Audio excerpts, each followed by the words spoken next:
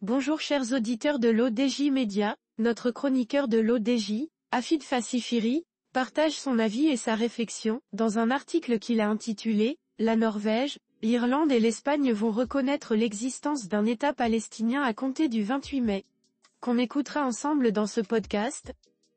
Notre journaliste ouvre sa réflexion de la manière suivante. Les trois pays ont annoncé ce mercredi leur reconnaissance d'un État palestinien. En parallèle, le ministère israélien des Affaires étrangères a déclaré le rappel pour consultation de ses ambassadeurs en Irlande et en Norvège. Un moment historique, l'Espagne, l'Irlande et la Norvège ont annoncé mercredi leur décision coordonnée de reconnaître un État palestinien dans l'espoir d'entraîner d'autres pays à faire de même, alors que la solution à deux États est en danger en pleine guerre à Gaza. Le Premier ministre norvégien Jonas Gahr Støre a été le premier à annoncer cette reconnaissance à la date du 28 mai, lançant par la même occasion un appel fort à l'adresse d'autres pays pour qu'ils fassent de même. Saluant un jour historique, son homologue irlandais Simon Harris a suivi peu de temps après, tout comme le Premier ministre espagnol Pedro Sánchez, l'une des voix les plus critiques envers l'opération militaire lancée par Israël dans la bande de Gaza en représailles à l'attaque sans précédent du Hamas, le 7 octobre en territoire israélien. Le Premier ministre Benjamin Netanyahu n'a pas de projet de paix pour la Palestine, a dénoncé devant les députés le leader socialiste espagnol. Lutter contre le Hamas est légitime et nécessaire après le 7 octobre, mais Netanyahu provoque tant de douleur, de destruction et de rancœur à Gaza et dans le reste de la Palestine, que la solution à deux États est en danger, a-t-il lancé. Notre chroniqueur enrichit son discours ainsi. La reconnaissance d'un État palestinien par Madrid interviendra également le 28 mai, date du prochain Conseil des ministres, a précisé M. Sánchez. D'après le décompte de l'autorité palestinienne, 142 pays des 193 États membres de l'ONU ont jusqu'à présent annoncé qu'ils reconnaissaient un État palestinien. L'initiative conjointe de Madrid, Dublin et Oslo pourrait être rejointe par d'autres pays européens.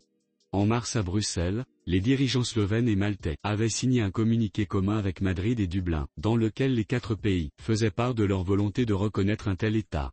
Le gouvernement slovène a adopté le 9 mai un décret pour la reconnaissance d'un État palestinien, comptant l'envoyer au Parlement pour approbation d'ici au 13 juin.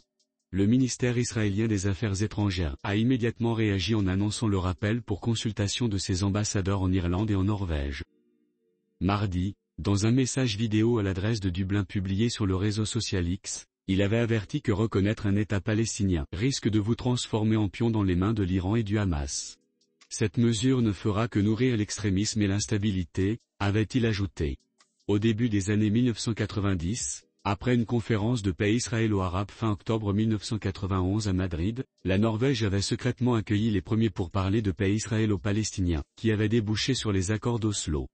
Depuis le 7 octobre, 35 647 Palestiniens, la plupart des civils, ont été tués dans la bande de Gaza par les bombardements et opérations militaires d'Israël, selon le ministère de la Santé du Hamas, au pouvoir à Gaza, qui ne différencie pas entre civils et combattants. La reconnaissance de l'État de Palestine par trois pays européens constitue un moment historique, a déclaré mercredi l'Organisation de libération de la Palestine, OLP, y voyant la voie de la stabilité, de la sécurité et de la paix dans la région.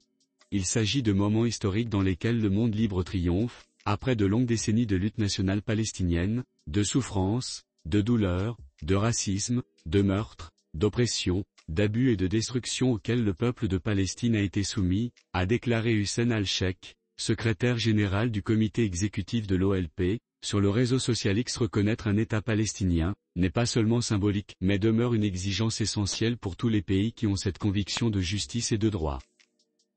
L'auteur termine son article en ces termes. Une victoire pour le Hamas.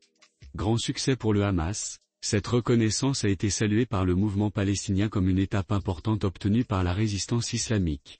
La France, de son côté, a affirmé que cette reconnaissance devait se faire au bon moment et qu'elle ne représentait pas à l'heure actuelle un tabou. Au moment où le procureur de la CPI a requis des mandats d'arrêt internationaux pour crimes de guerre et crimes contre l'humanité contre Netanyahou, et que la Maison-Blanche a menacé la CPI de sanctions au cas où ces mandats d'arrêt seraient émis, il faudra s'attendre à une difficile bataille diplomatique sur le chemin de la reconnaissance effective et de la construction de l'État palestinien indépendant. Rédigé par Afid Fassifiri avec Agence France Presse. Merci d'avoir écouté ce podcast de l'ODJ Média, notre bouquet de supports numériques, portail, magazine mensuel connecté, Web Radio R212 dédiée à la diaspora marocaine et Web TV. N'oubliez pas de télécharger notre application l'ODJ mobile sur Play Store et de vous abonner à notre chaîne YouTube l'ODJ TV. Alors, on se dit au prochain podcast de nos chroniqueurs de l'ODJ, et à très bientôt.